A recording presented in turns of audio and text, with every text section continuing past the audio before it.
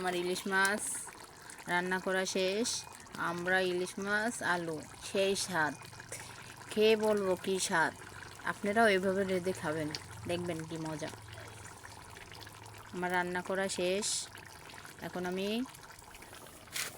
একটু গায়ে গায়ে মশলা ঝোল রাখবো, তারপর মাছটা উঠাবো।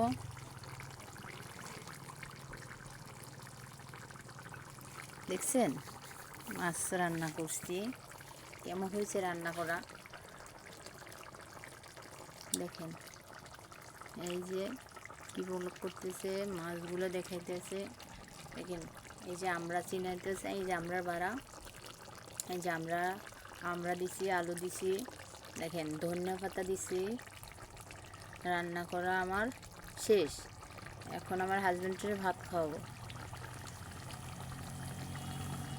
খেয়ে বলবো কি স্বাদ।